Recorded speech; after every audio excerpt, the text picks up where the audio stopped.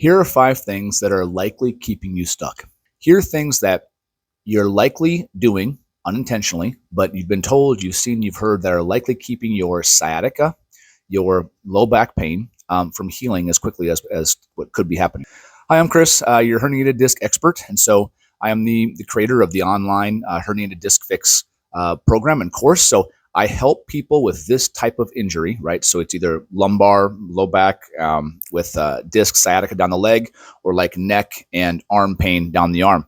So I've helped thousands of people over the years solve this exact problem, and these are things that I often see that when they come into the program, they've tried, 1, 2, 3, 4, 5. They've done these things, but it hasn't been helpful for them. So number 1 is rest. I know it sounds funny, but because you've seen that, you've heard that places, but rest overall, over a long period of time, rest will not help. Now, there are times what I'm not saying is you just lifted a heavy weight, or you just, had something happen where you have pain that went down the leg like today. Okay, to rest for, a few hours or like a day or so, that's different.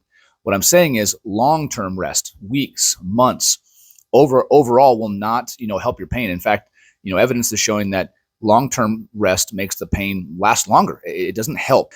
So rest will hinder your improvement, okay?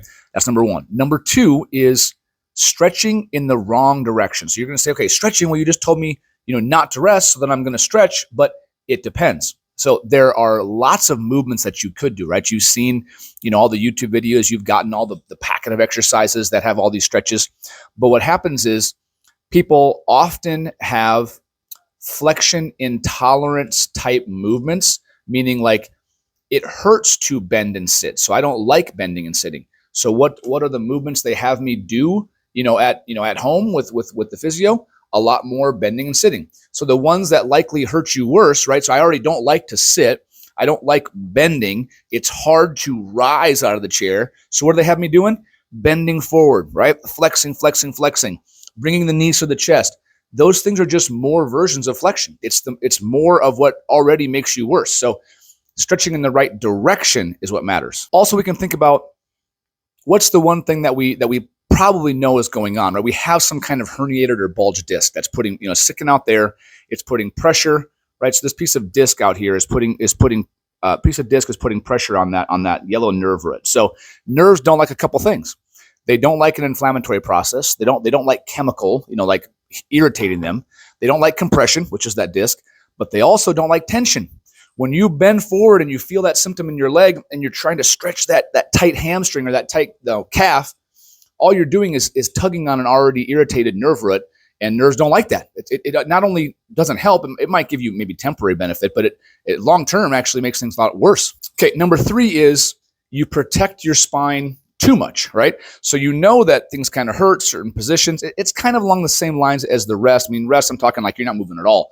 But like number 3, protecting too much is you move like a robot. You don't actually let your spine, move. The spine is an incredible, engineered, piece of equipment in our body. It's made to be strong yet mobile. It is made to move and flex and turn and twist, but you move so mechanically and robotically that it teaches your brain to increase or make the restrictions of your spine worse. Because when you don't move in certain areas, those restrictions get worse. So that inability to move and adapt to those movements over time as you heal, there's a couple things in your brain. It creates fear. So first of all, it creates fear of movement. We don't want that because we just know that like resting's not good. So we need to be able to move, but we don't want to be fearful of movement. Now we need to do it in a smart way, in a progressive way.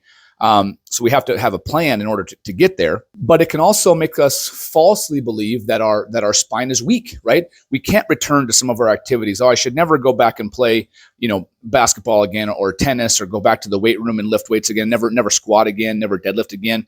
I went to the doctor, they told me, oh, you should never do that ever again. Well, it's not necessarily true. Now there's ways that we can test that and make sure that we either can or can't, but believing that falsehood, or believing that false belief of I'm weak and I have to protect my spine forever and ever is also potentially something that's holding you back from fully recovering. Okay, number 4, you're looking or you're treating in the wrong spot. Now this happens quite often, like with sciatica, pain down the leg, pinched nerve in the neck, pain traveling down the arm. So we're looking at the arm. We're doing shoulder. It's my rotator cuff. We're doing needling up in here. Passive modalities, heat, right? We're scraping the back of the hamstring. We're needling the calf. We're putting a heat pack on there, ultrasound. And we're looking at the areas of the body where the symptoms are, but the source of that pain is not there. So no wonder it's not going to help. Yes, you feel it in your hamstring. Again, like goes back to the stretching one. I want to stretch that hamstring out. It feels tight, but that's not the source of the pain. The source of the pain is back in the spine.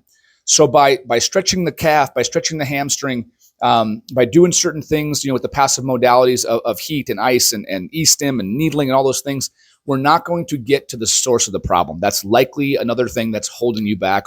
Okay, number 5.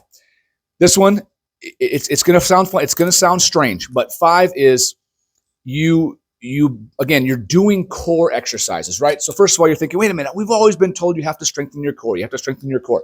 But the first problem is that there's no universal understanding or even standard of what the core is. And then secondly, when you have a disc injury, we know we have a disc, herniation or bulge in that piece of tissue. The disc is not a muscle. You can't strengthen a disc. It's not a muscle or a tendon. So there's no way to strengthen that structure. What happens a lot of times is those core movements that you've been told or believe are the things that's going to solve the sciatica problem in the leg can a lot of times worsen the symptom because of the compression, because of that internal compression of exercise, and or they are more exercises like the stretches that involve flexion, right? So what are we going to do with core exercises? Well, we're going to do sit-ups and we're going to do leg raises and things that involve that I'm thinking I'm strengthening my abs, but again, there's no evidence that says strong abs prevent or fix low back issues or disc issues.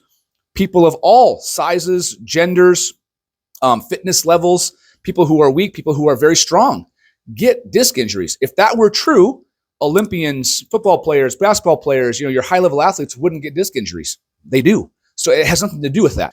It also makes us falsely believe that the reason that we're in pain, the reason that I have this injury is because I'm weak, that my body is weak. Now, am I all for, getting back into the gym and being as strong as possible? Yes.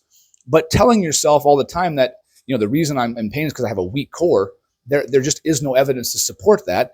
So when you hear these things and you think to yourself, man, I've tried that. I've been told to rest. I've been told to stretch. I've been told to, protect my spine, not to bend or twist again. I've tried all the core exercises and you're not making progress. You're not getting anywhere. This is why. These are the reasons as to why you're not, getting better. What you need is a systematic and personalized plan, right? You need a systematic approach, a process to understanding, 1, where is the pain coming from? What is the source? Then 2, finding, understanding, exploring, testing, retesting, movements, positions, loads, things that change your symptoms specifically. What we call that centralization, moving pain up and out of the leg, moving pain up and out of the arm so that I can, first we have to start with that. We have to understand about getting pain up and out of the leg, up and out of the arm, calming that symptom. Then 2, bringing overall symptoms down, like in the spine, the lower back, the hip, the lower back, the neck, down to a fairly low level, 1, 2, 3 out of 10 pain. And 3, then we have to make sure that we get full, return to say motion. So I have to have full motion in all directions, feel free and not restricted. At that point, so then, doing specific movements and things that are right for you to get to those 3 criteria. Once we get to those 3 criteria, then we start adding back in specific return to function exercise. But if we do it too soon, if we go in the wrong order, if we jump the gun a little bit, put too much load, too much force, that's when things start to get, frustrating and hairy for you, where it's like I make progress and then it's worse again for a week or 2. I make progress and it's worse again for a week or 2. A lot of you have sensed that. A lot of you have felt that, have gone through that, where it's up and down, up and down. That's very normal for this type of problem and the rehab process, but understanding how to fix yourself, taking control, taking responsibility for knowing what makes me better and worse and then working on it is the core part of the program that we would work together on to make sure that you get the right movements. So if that's something that you want to talk about or have any interest in, please let me know. Just message me directly. We'll get on a call and we'll figure out what plan is best for you.